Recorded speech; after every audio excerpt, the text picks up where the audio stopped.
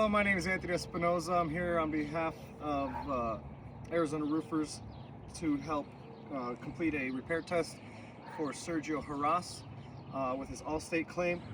I'm not really sure where you guys gave repairs. The scope shows 3.06 squares and then 30 individual shingles. I saw a lot.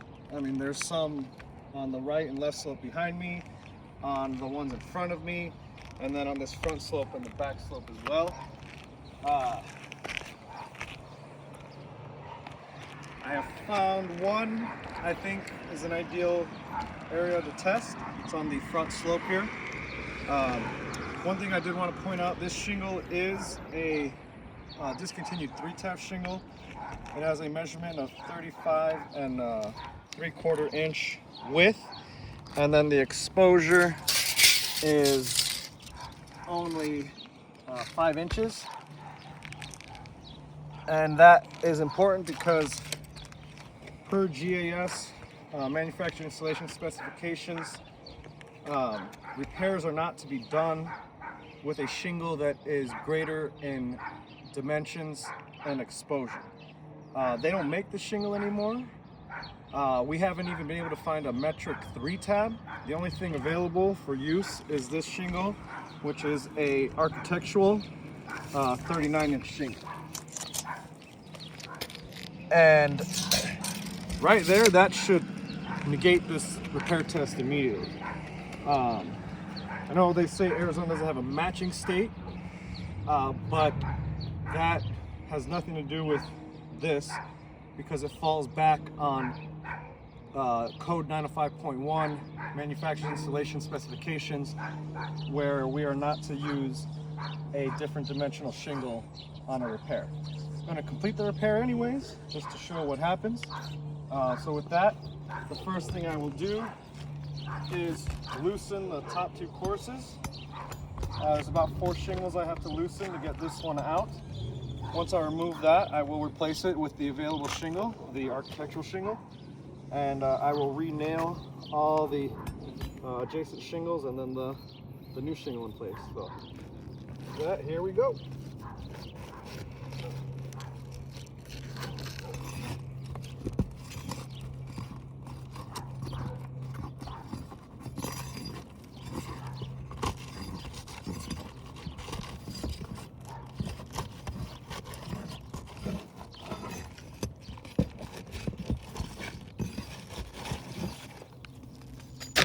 That has been removed. I will now check for the fasteners. On this roof, they did use staples. Staples were an okay fastener to use besides a nail whenever these shingles were installed. But now we do go by 1/4 inch nails. 4 nails installed minimum. 6 is for ideal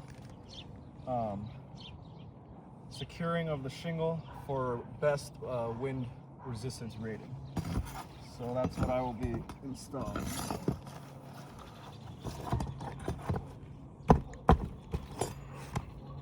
Oops. That guy didn't come with.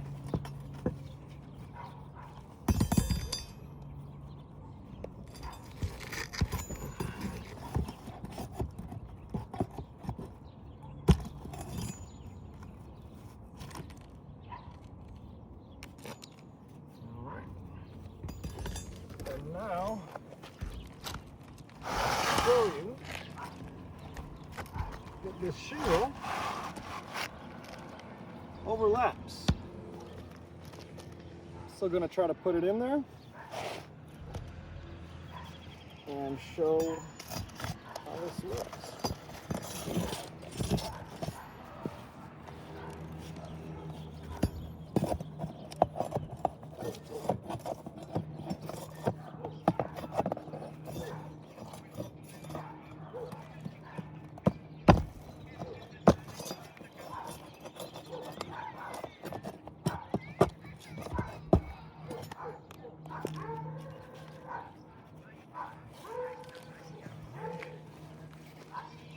these staples here are not really flat,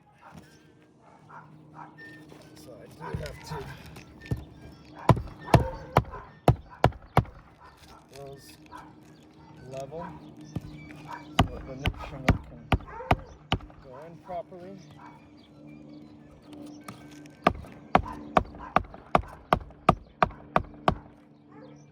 Alrighty. Now, trying to install this.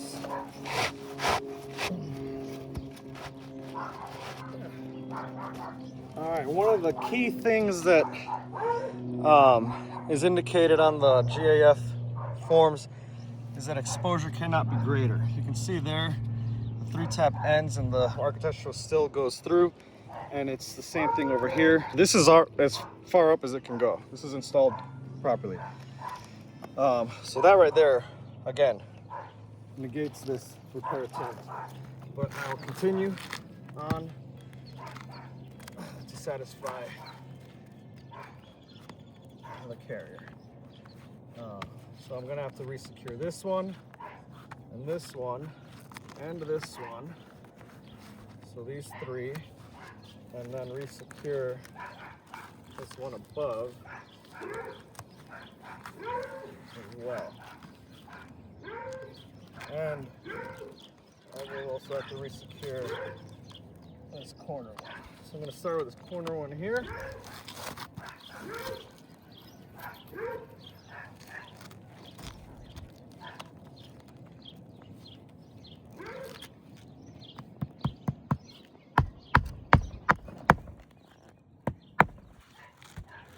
And check this one.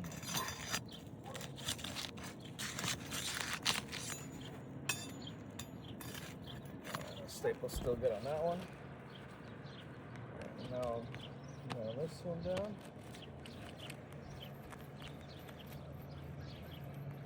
Again, we will be installing 6 new nails.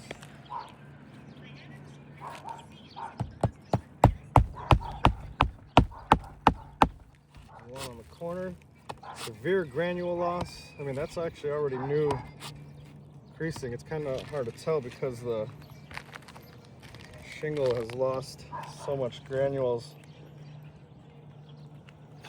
which is not just a cosmetic factor. That is also affecting the ability to properly allow water to drain off the shingle, protect it from the sun.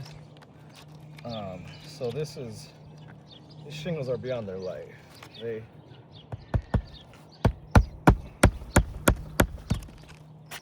More granule loss.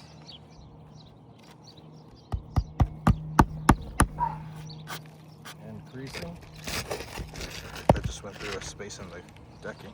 Huh? Looks like that just went through a space in the decking. Oh, that is another thing. This roof does have space decking, and that nail, I feel like, just went through a gap in the decking because it didn't feel like it actually grabbed on anything. And that's one of the reasons why space decking is not allowed. You need a solid substrate for the shingles to be adhered to. And if they're just going in the gaps and floating there, they're not actually securing anything.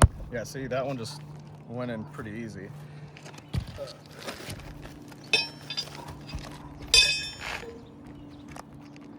Alright. Now, secure this one on top.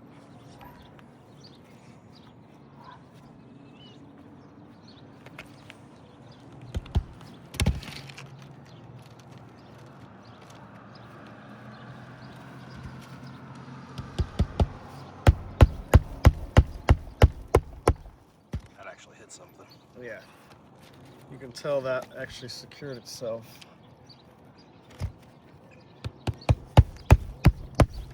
That one, again, it just went in too easy. Didn't feel like it was actually secured on anything.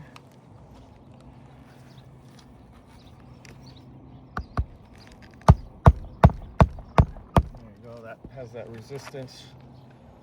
Felt like, I mean, these are just losing granules like crazy. These are not adequate. And this one I have to installed kind of in a weird way because it overlaps.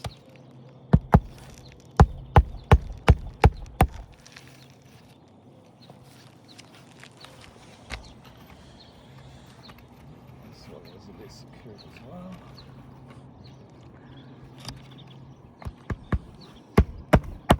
Again, went straight in, didn't even give any resistance. I know that's on a gap.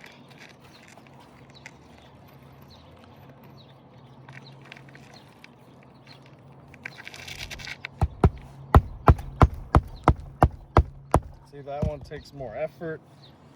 It grabs, and I have to hammer it.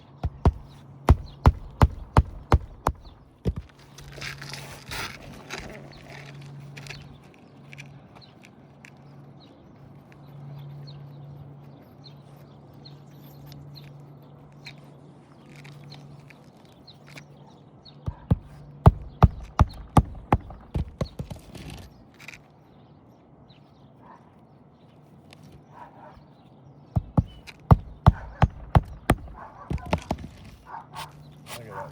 Granules just completely coming off. That's a new crease line. That's very dark right there. But yeah, this test has just been feeling all over the place.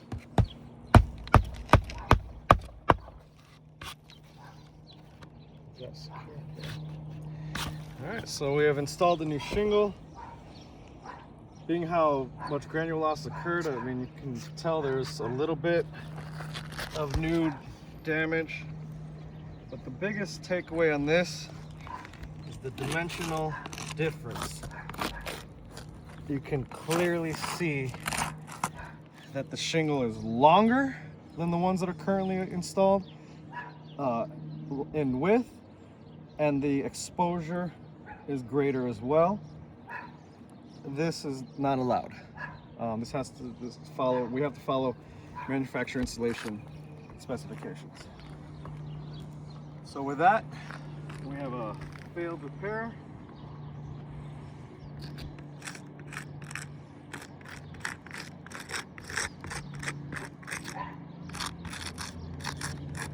And the only way to bring this roof back to pre-loss condition is a full replacement along with the correction of the space decking underneath. Thank you.